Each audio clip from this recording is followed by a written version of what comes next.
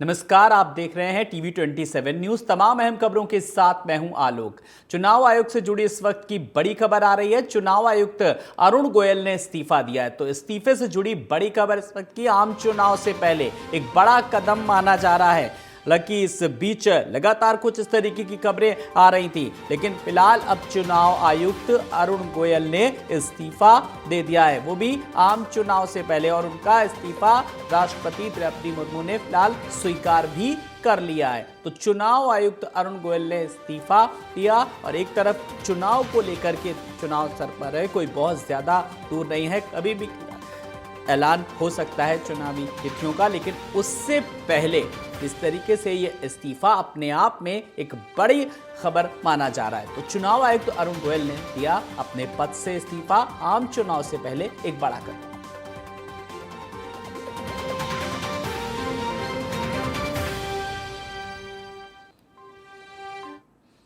अगली खबर की ओर रुख करेंगे। 2 दिवसीय दौरे पर प्रधानमंत्री नरेंद्र मोदी वाराणसी पहुंचे और बीजेपी प्रत्याशी बनने के बाद प्रधानमंत्री मोदी का काशी का ये पहला दौरा है। इससे पहले 22 फरवरी को प्रधानमंत्री 2 दिवसीय दौरे पर वाराणसी पहुंचे थे। बाबतपुर एयरपोर्ट पर मौजूद सीएम योगी आदित्यनाथ ने प्रधानमंत्री मोदी का स्वागत किया। बता दें कि एयरपोर्ट से बाबा श्री काशी विश्वनाथ और बरेका तक कड़ी सुरक्षा व्यवस्था देखी गई।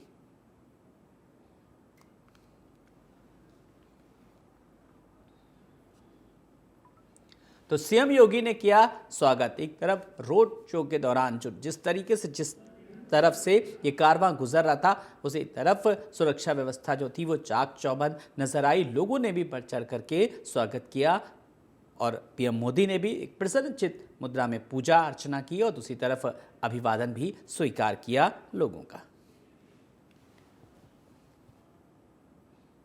वहीं राजधानी भोपाल में कार एक्सपो का आयोजन किया गया। यह आयोजन कुशाभाऊ ठाकरे परिसर में किया गया, जहां सभी नामी गिरामी कार कंपनियों ने हिस्सा लिया। आयोजित कार्यक्रम में एलन इंफ्रा के सीएमडी डॉक्टर एल.एन. मालविया और भोपाल महापौर मालती राय, राज्य मंत्री कृष्णा गौर ने शिरकत की। कार्यक्रम में मौजूद अतिथियों ने एक्सपो की जमकर तारीफ की।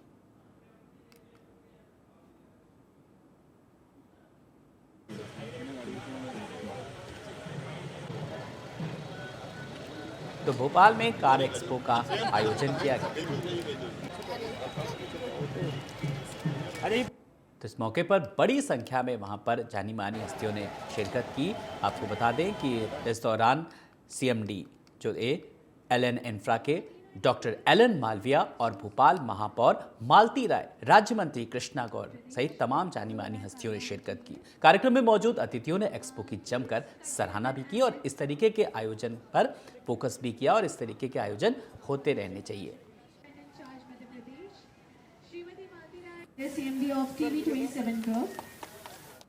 आज दैनिक भास्कर ने एक अनूठी पहल की है। ऑटो एक्सपो लगाकर सभी तरह के ब्रांड यहाँ पर लगाए गए हैं। छोटी से छोटी और बड़ी सी बड़ी गाड़ियों को हम लोगों ने भी देखा है और भोपाल की जनता भी आकर देखेगी। और हमारे माननीय मुख्यमंत्री डॉक्टर मोहन यादव जी ने जो घोषणा की है उज्जैन में मेला लगाकर 50% डिस्काउंट पर, तो भोपाल की जनता को भी यहाँ आकर लाभ उठाना चाहिए। नहीं, मुझे बहुत खुशी है यह कहते हुए कि अंतर्राष्ट्रीय महिला दिवस के उपलक्ष्य में दैनिक भास्कर पत्रिका समूह द्वारा 3 दिवसीय ऑटो एक्सपो का आयोजन श्री कुशाभाऊ ठाकरे सभागार के समक्ष किया जा रहा है। आज उसका शुभारंभ है और जिस प्रकार से इस ऑटो एक्सपो का यहाँ आयोजन किया है उसमें विभिन्न प्रकार की ब्रांडेड और हाई क्वालिटी हमें यहाँ व्हीकल दिखाई दे रही है, जिसमें सबसे ज़्यादा ईवी की डिमांड यहाँ पर है। और मैं समझती हूँ कि मध्य प्रदेश सरकार ने ग्वालियर के बाद उज्जैन में जिस प्रकार से 1 महीने का मेला लगाया है और उसमें व्हीकल्स को 50% की छूट दी है, तो बहुत बड़ा लाभ यहाँ से इस ऑटो एक्सपो में आने वाले लोगों को मनपसंद का व्हीकल खरीदने का अवसर भी मिलेगा और साथ ही सरकार की जो छूट मिली है उसका लाभ भी मिलेगा। तो बड़ी से बड़ी संख्या में सभी वाहन प्रेमी यहाँ आए और इस में ऑटो एक्सपो का लाभ उठाए, मेरा यही अनुरोध है। वहीं मध्य प्रदेश के पंचायत एवं ग्रामीण विकास मंत्री प्रहलाद पटेल ने अपने निवास पर संवाद कार्यक्रम का आयोजन किया, जिसमें उन्होंने प्रदेश के सभी जिला पंचायत अध्यक्ष और उपाध्यक्ष से संवाद और भेंट की। बता दें कि संवाद कार्यक्रम में सुझाव पेटी भी रखी गई थी, जिसमें सभी जिला पंचायत अध्यक्ष और उपाध्यक्षों ने अपने अपने सुझाव भी दिए। राहुल गांधी की जो फितरत है वो विषय से हटकर बात करने की है, और दुर्भाग्य से लोकतंत्र में अमर्यादा ये देश पसंद नहीं करता है। वो जितना हमारे नेता के विरुद्ध बोलेंगे, इस देश के खिलाफ बोलेंगे, उनके निकटतम लोग भी उनसे दूर होंगे। अभी भी अगर उनको ये समझ में नहीं आ रहा है तो इसके लिए शायद हमें कुछ टिप्पणी नहीं करनी चाहिए। वहीं गुजरात में सूरत में एक कार चालक ने छोटी बच्ची को कार से कुचल दिया। बता दें कि युवक पार्किंग में अपनी कार रिवर्स कर रहा था और उसी वक्त मासूम वहां पर खेल रही थी, लेकिन कार चालक को रिवर्स लेते समय बच्ची नहीं दिखी, जिसके चलते बच्ची कार के नीचे आ गई, जिसके बाद गंभीर रूप से घायल बच्ची को परिजनों ने अस्पताल में भर्ती करवाया।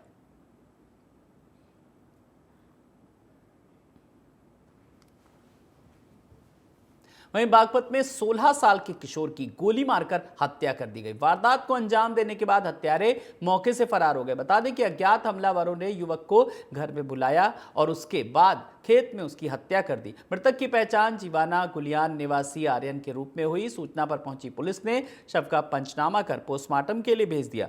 पुलिस फिलहाल मामले की जांच पड़ताल में जुटी है।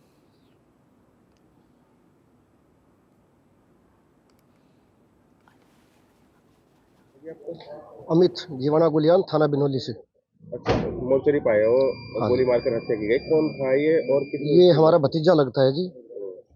इसे 2 बजे कोई बुला के लेके गया और उसके बाद 3:30 बजे के आसपास में फ़ोन आया, बताया गया कि ऐसे ऐसे उसके गोली मार रखी। फिर वहाँ पे पुलिस आई, पुलिस ने उसको देखा, 3 गोली उसको लगी हुई।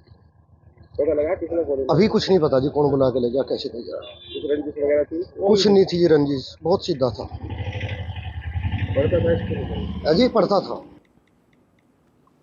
वहीं नई दिल्ली का आकाशवाणी रंग भवन शुक्रवार को ऐतिहासिक रहा, जब महाशिवरात्रि के महापर्व पर हिंदुओं और मुसलमानों के बीच एकता, अखंडता और सौहार्द की नई मिसाल देखी गई। मौका था मुस्लिम राष्ट्रीय मंच की पुस्तक भारतीय मुसलमान एकता का आधार हुब्दुल वतनी यानी राष्ट्रीयता के विमोचन का।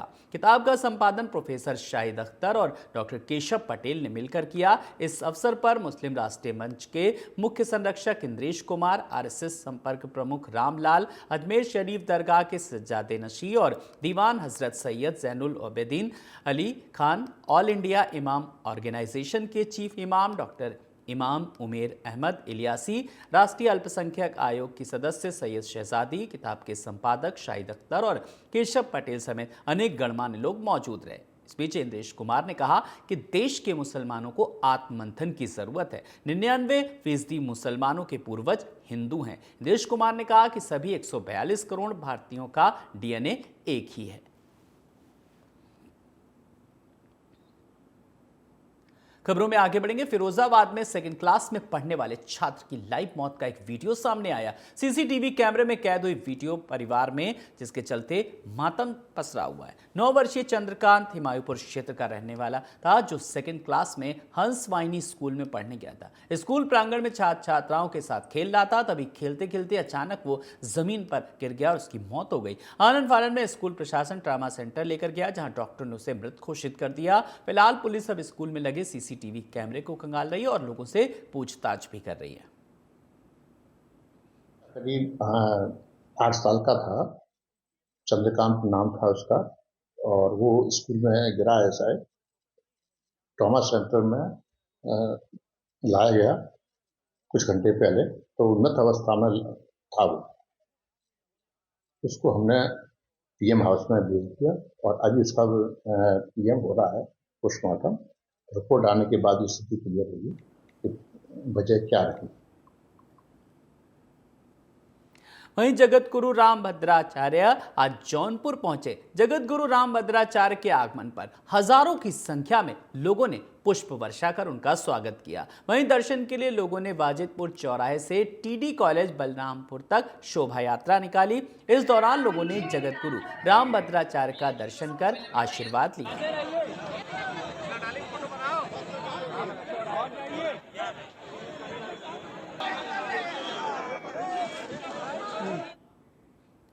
महिलाओं के सशक्तिकरण और उनके उत्थान के लिए विश्व भर में अंतर्राष्ट्रीय महिला दिवस मनाया गया। गोंडा में महिला दिवस पर महिलाओं को सम्मानित किया गया। महिला दिवस के मौके पर बलरामपुर फाउंडेशन द्वारा महिलाओं को आत्मनिर्भर बनाने के लिए और सम्मानित करने के लिए कार्यक्रम आयोजित किया गया। कार्यक्रम की मुख्य अतिथि जिला अधिकारी नेहा शर्मा व सीडीओ अरुण मौली ने आर्थिक रूप से कमजोर महिलाओं को सिलाई मशीन देकर उन्हें प्रशस्ति पत्र देकर सम्मानित किया। इस अवसर पर सीएमओ रश्मि वर्मा, बलरामपुर चीनी मिल फाउंडेशन के महाप्रबंधक पवन चतुर्वेदी व चीनी मिल प्रबंधक सौरभ गुप्ता सहित अनेकों अधिकारी मौजूद रहे।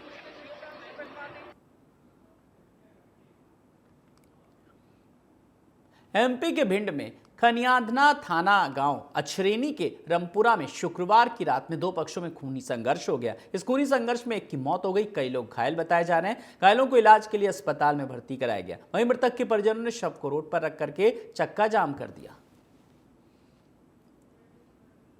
तो मृतक के परिजनों ने किया चक्का जाम। भिंड में दो पक्षों में हुआ खूनी संघर्ष।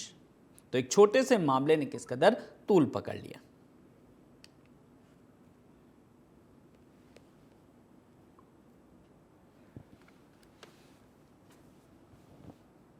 वहीं हरिद्वार में पतंजलि विश्वविद्यालय में सहकारिता सम्मेलन और चिंतन शिविर का आयोजन हुआ, जिसमें मुख्य अतिथि के तौर पर केंद्रीय राज्य मंत्री बीएल वर्मा, केंद्रीय मंत्री डॉक्टर धन सिंह रावत और पतंजलि योगपीठ के सचिव आचार्य बालकृष्ण शामिल हुए। वहीं कार्यक्रम में भारी संख्या में लोग मौजूद रहे।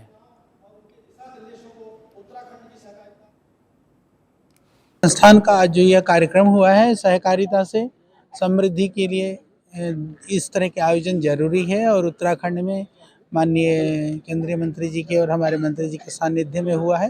ये अद्भुत है और इससे जो उत्तराखंड की समृद्धि है, शक्ति है, सामर्थ्य है, वो और बढ़ेगा और उससे उत्तराखंड का विकास भी होगा। और इस तरह के आयोजन और चिंतन मनन बहुत जरूरी। केंद्रीय मंत्री बीएल वर्मा ने दावा किया कि हिमाचल में कांग्रेस की सरकार जल्द ही गिर सकती है। उन्होंने कहा कि कांग्रेस की सुक्खू सरकार अंतर्कलह से जूझ रही है। इसी अंदरूनी लड़ाई की वजह से कांग्रेस की सरकार ज्यादा दिन नहीं चल पाएगी। केंद्रीय राज्य मंत्री ने राहुल गांधी पर भी निशाना साधा और कहा कि राहुल के कारनामों ने यूपी में कांग्रेस को साफ कर दिया और अब इन चुनाव के बाद देश भर से भी कांग्रेस साफ हो जाएगी। फैसला है उसमें हमारा क्या हस्तक्षेप है। उन्होंने जो भी फैसला किया है ठीक है। और हिमाचल के 6 विधायक जो बर्खास्त हुए थे उत्तराखंड में है। यदि सुप्रीम कोर्ट से उनको राहत मिलती है, क्या फिर भाजपा वर्तमान सरकार हिमाचल के खिलाफ क्या विश्वास प्रस्ताव लाएगी? देखिए, हम तो कोर्ट के निर्णय का सम्मान हमेशा भारतीय जनता पार्टी करती है। कोर्ट का जो भी फैसला होगा, लेकिन अब ये कांग्रेस का अंदर का मामला है, इस पर हमारा कोई हस्तक्षेप नहीं है। लेकिन कांग्रेस के कारनामे और कर्म इस प्रकार के हैं, वो सरकार शायद अपने कारनामों से ही पूरी नहीं चलेगी। वो निश्चित रूप से बीच में ही कुछ ना कुछ इस तरह का वहीं भोपाल बीआरके के बल्लभ भवन क्रमांक 1 में आगजनी का मामला सामने आया। मध्य प्रदेश के सामान्य प्रशासन विभाग ने जारी किए आदेश। वहीं राज्य शासन ने 7 सदस्यीय समिति का गठन किया। अपर मुख्य सचिव मोहम्मद सुलेमान, प्रमुख सचिव संजय दुबे शामिल रहे। वहीं नीरज मंडलोई, केपी आहूजा, आशुतोष राय टीम में शामिल रहे। वहीं पवन शर्मा, हरिनारायण चारी मिश्र ने 7 सदस्यीय टीम में फिलहाल शामिल हुए। तो प्रशासन विभाग ने जारी किया आदेश, 7 सदस्यीय समिति का किया गठन। ग्वालियर जिले के गिरजौरा थाना क्षेत्र में जमीनी विवाद में अधेड़ की गोली मारकर हत्या कर दी गई। ये घटना उस वक्त हुई जब किसान हरि सिंह जाट सुबह के समय खेत पर फसलों की रखवाली करने के लिए घर से निकला था। इसी दौरान इकरा गांव के ही रहने वाले युवक भूपेंद्र जाट आधा बीघा जमीन के टुकड़े को लेकर के विवाद करने लगा। जब बाद में विवाद बढ़ गया तो भूपेंद्र ने हरि सिंह को गोली मार दी और मौके से फरार हो गया। वहीं इलाज के दौरान किसान की मौत हो गई। में जो है कल ग्राम इकेरा करके है, वहाँ पे फसल की कटाई की बात को लेकर 2 पक्षों में विवाद हो गया था। उस पर से जो है एक पक्ष ने कट्टे से फायर किया और 2 लोग इंजर्ड हुए। तो सत्येंद्र जाट वो भी इंजर्ड हुए थे और उनके पिता की वहाँ पेट के पास में गोली लगी थी। तो उनको जहाँ सहारा अस्पताल लेके आए थे, तो यहाँ डॉक्टर ने उनको मृत घोषित कर दिया था। तो सत्येंद्र जाट की रिपोर्ट पर से आरोपी भूपेंद्र जाट और उसके अन्य 5 साथियों के विरुद्ध धारा 307, 302, 294, 506 और 34 का अपराध पंजीबद्ध किया गया है।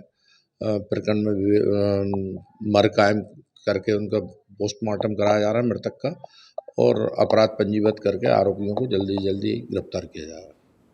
मध्य प्रदेश सरकार के राज्य सचिवालय बल्लभ भवन में लगी आग की जांच के लिए एक समिति गठित की गई है। एसीएस मोहम्मद सुलेमान की अध्यक्षता में 7 सदस्यीय कमेटी इस अग्निकांड की जांच करेगी। कमेटी को 3 दिन के अंदर प्रारंभिक जांच रिपोर्ट सौंपने के निर्देश दिए गए। सदस्यों में संजय दुबे, नीरज मंडलोई, पीएपी आहूजा, आशुतोष राय शामिल होंगे और इनके अलावा पवन शर्मा और हरिनारायण चारी मिश्रा भी कमेटी के सदस्य होंगे।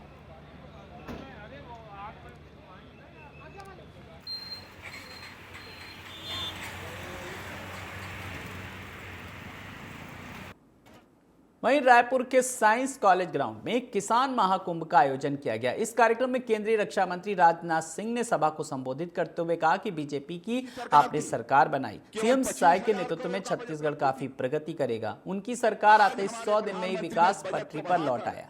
5 गुना 1,25,000 करोड़ रुपए कर दिया है मेरे बहन आपके लिए।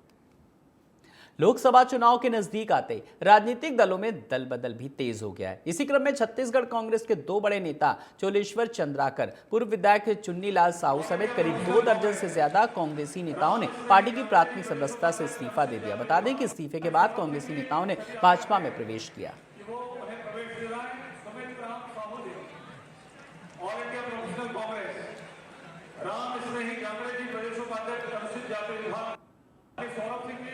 वहीं रायपुर में प्रदेश कांग्रेस अध्यक्ष दीपक बैज, कांग्रेस अध्यक्ष पुलो देवी नेताम सहित कई नेताओं ने प्रेस कॉन्फ्रेंस की। इस दौरान पीसीसी चीफ दीपक बैज ने कहा, राहुल गांधी ने घोषणा की है कि कांग्रेस सरकार बनने पर देश में रोजगार सृजन किया जाएगा। साथ ही 25 वर्ष से अधिक उम्र के स्किल्ड बेरोजगार युवाओं को 1 लाख रुपए सालाना दिया जाएगा। वहीं इस दौरान उन्होंने कहा, बीजेपी शासित राज्यों में 41 से अधिक परीक्षाओं में पेपर लीक हुए हैं। हमारी सरकार भर्ती परीक्षाओं में पेपर लीक से मुक्ति दिलाई।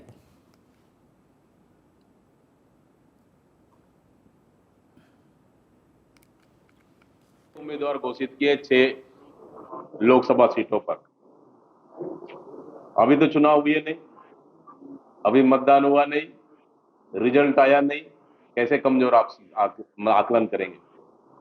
क्योंकि राष्ट्रीय सचिव है, युवा चेहरा है, 12 महीना जनता के लिए काम करने वाला हमारा चेहरा है।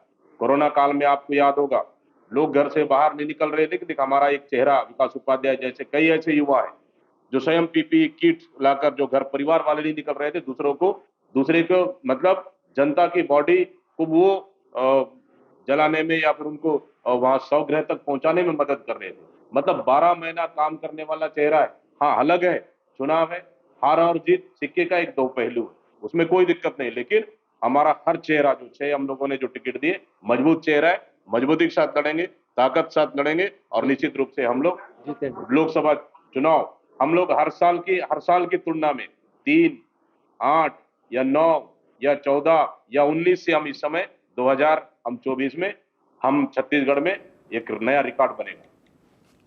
टीवी 27 न्यूज आज आपको एक ऐसी महिला संवेदना कक्ष प्रभारी से मिलवाने जा रहा है जिनकी कहानी सुनकर आप भी उन्हें दिल से सैल्यूट करेंगे। दरअसल राजधानी के आजाद चौक थाना की संवेदना कक्ष प्रभारी किरण मेश्राम लगन, मेहनत और तन्मयता से बिछड़े हुए बच्चों को मां से मिलवाने के साथ ही साथ सूने घरों में कोई खुशियां लौटाने का काम कर रही हैं।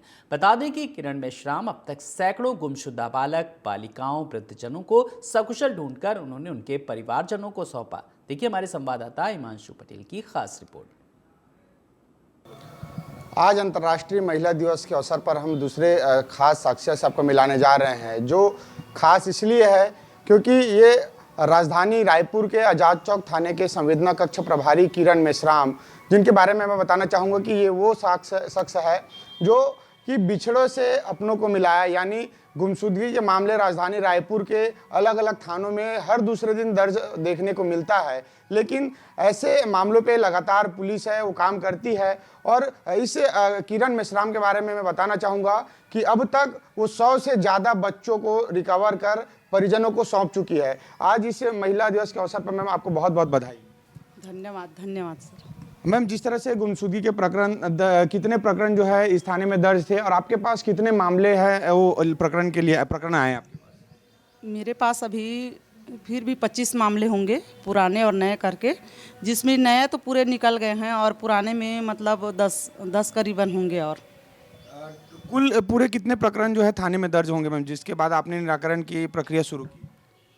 मैं यहाँ 2022 में आई हूँ, तब मतलब लगभग 100 के करीब रहे होंगे। तो गुमशुदगी का फाइल मेरे को दिया गया, तो जब से दिए हैं तब से मैं मतलब अपने वरिष्ठ अधिकारी के दिशा निर्देश पे काम कर रही हूँ। और अभी लगभग आज के डेट में लगभग 100 से अधिक लोगों को मैंने मतलब दस्तयाब की है। कितने बालक और बालिका इसमें शामिल होंगे मैम, जितने आपने इस प्रकरण में निराकरण में जुटे थे तब से? इसमें गुमशुदगी में बालक हैं, बालक तो बहुत कम हैं, बालिका सबसे ज़्यादा है। इसमें औरत भी हैं और कई लोग जैसे जिसका मतलब कहना चाहिए दिमाग कम है, जो मतलब कम दिमाग के हैं, उन लोग भी कैसे बिना बताए कहीं चले जाते हैं, 2-3 दिन तक बाहर में रहते हैं, कहीं उनके परिजन आते हैं और ये सब यहाँ रिपोर्ट लिखा के जाते हैं। उन सबको मैंने कवर किया है। ये कहाँ से रिकवरी किए हैं और किस तरह से चुनौतियाँ होती है जब इनको रिकवर करने आप जाते हैं? तो जैसे यहाँ जैसे रिकवर करने जाते हैं, सबसे पहले तो जैसे किसी का मोबाइल नंबर रहता है तो मोबाइल नंबर से कॉल डिटेल निकालते हैं। कॉल डिटेल निकालने के बाद मतलब जहाँ का बताते हैं लोकेशन, वहाँ मतलब सुविधा अनुसार जाते हैं, है ना। और छत्तीसगढ़ में मेरे ख्याल से जैसे राजनांदगांव हैं और क्या कहूँ जी, आसपास के जिले से हाँ, आसपास जिले से राजनांदगांव, सिमगा और राजिम वगैरह सब जगह जा के मैंने कवर की है सर। जितने भी प्रकरण दर्ज हुए उसमें क्या अपहरण के मामले थे या घर से बच्चे नाराज होकर चले जाते थे या मानसिक क्या स्थितियाँ देखने को मिलती? इसमें बहुत सारे प्रकरण ऐसे हैं कि जैसे कई लोग मानसिक मतलब स्थिति में नहीं रहते और कई लोग छोटी बच्चियां हैं जैसे 18 साल 19 साल की जो है काम घर में बाई के यहाँ काम हम करती हैं, जैसे मम्मी पापा कुछ चीज़ के लिए डांट दिए तो उन लोग नाराज़ होकर निकल जाते हैं। और जिसका दिमाग नहीं है तो वो तो ऐसे बिना बताए घर से निकल जाते हैं, उनको भी कवर किए हैं। एक बुजुर्ग महिला है, वो मतलब ना बिना बताए कहीं चली गई थी, उसको हम लोग ने वहाँ बाहर से मतलब ये की हूँ सर मैं इसको कवर। ये दिमाग कम है, ये ना वृंदावन चले गई थी ये महिला, इसको अभी कवर की हूँ मैं। ये जब आप प्रकरण दर्ज होती है तो किस तरह से प्रक्रिया होती है, उसके बाद आप जो है इसको तलाशने का प्रयास करते हैं? जी, प्रकरण जैसे दर्ज होती है तो हम लोग तुरंत आरएम भेजते हैं, मतलब आरएम के माध्यम से पूरा रायपुर जिला में इनके फोटो लगाकर आरएम के माध्यम से पूरा रायपुर जिले में हम लोग इसको संचालित करते हैं कि अगर यहाँ है तो इस मतलब आज़ाद चौक का प्रकरण है तो आज़ाद चौक में इस फ़ोन नंबर से संपर्क कीजिएगा। ऐसे जब आप परिजन को जब मिलवाते हैं, बिछड़े हुए जो बच्चे होते हैं उनको जब परिजन को जब आप सौंपते हैं तो किस तरह से प्रक्रिया और क्या स्थिति देखने को मिलती है उस दौरान?